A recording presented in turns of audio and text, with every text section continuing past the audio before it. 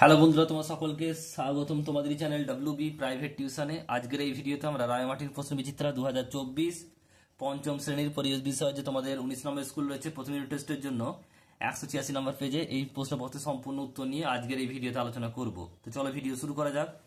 একের দাগে বলছে সঠিক উত্তরটি নিচে দাগ দাও। একের এক, আমাদের শরীরে বর্ম হলো চামড়া। নেক্সট প্রশ্ন, ত্বকে রোদ লাগলে তৈরি হয় কি? Vitamin D. অপশন নাম্বার খ, আমাদের শরীরে হাড় আছে মোট 206টি। নেক্সট রয়েছে বালির ভাগ বেশি থাকে তাকে কি বলা হয়? বেলে মাটি। নেক্সট রয়েছে দেখো, বলছে নয়নজুলি হলো একটি কি? নয়নজুলি হলো কি? সঠিক উত্তর হবে এটা কি? জলাশয়। সাহেব বাঁধ অবস্থিত কোথায়? উত্তর হবে অপশন নাম্বার খ, পুরুলিয়া। রুই মাছের পাখনা থাকে মোট কটি? উত্তর হবে অপশন নাম্বার খ, 7টি। নেক্সট প্রশ্ন দেখো, পরেরটা কি বলছে? দুইয়ের দাগে শূন্যস্থান পূরণ করো। একেরটা বলছে ড্যাশ নামের একটি জিনিসের জন্য চামড়ার রং কালো হয়, এটা কি হবে? মেলানিন। কি লিখবে? মেলানিন। নেক্সট প্রশ্ন দেখো, বলছে দুইয়েরটা কাঁধ থেকে কনি পর্যন্ত হাড়টির নাম কি? হিউমেরাস। কি হবে? হিউমেরাস। নেক্সট প্রশ্ন বলছে দেখো, মাগুর মাছের ড্যাশ নেই, উত্তর হবে মাগুর মাছের আঁশ নেই। নেক্সট প্রশ্ন বলছে যক্ষা রোগ বেশি হয় ড্যাশে, উত্তর কোথায়? ফুসফুসে।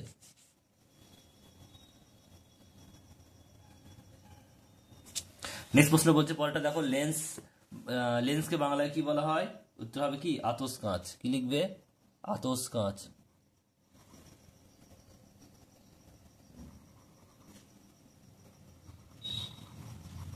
নেক্সট প্রশ্ন রয়েছে দেখো, পরেরটা কি বলছে? দূষিত জিনিস তাড়াতাড়ি নষ্ট করে জল শোধন করে ড্যাশ, উত্তর হবে কি?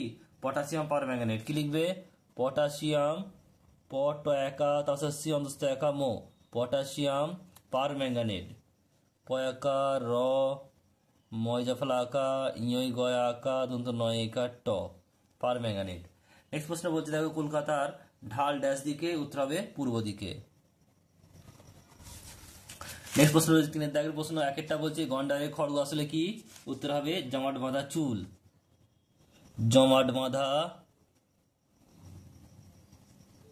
চুল। নেক্সট প্রশ্ন বলছে চারটি শিকারী পাখির নাম কি কি হতে পারে?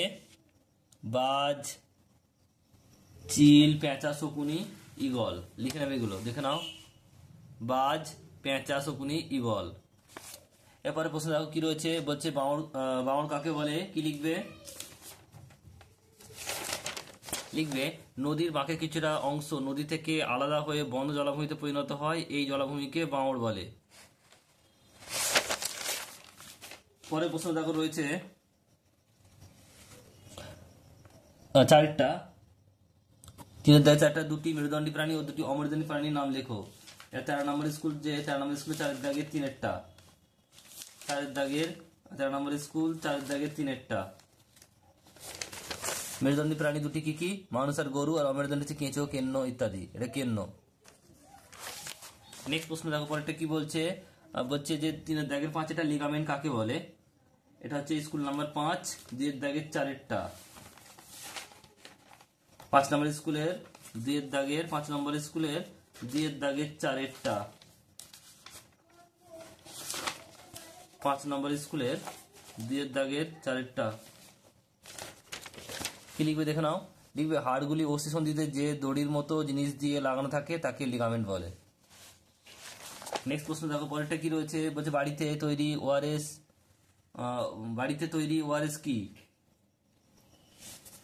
এটা 18 নম্বর স্কুল 3 দাগের একেরটা। অর্থাৎ কি লিখবে? এটা এখানে লিখে নেবে যে প্রথমে জল 20 মিনিট ফুটিয়ে ঠান্ডা করে নিতে হবে। এরপর 1 গ্লাস ওই ফোটানো জলে 1 চামচ চিনি আর 1 চিমটে নুন দিয়ে তৈরি করা যাবে ওআরএস।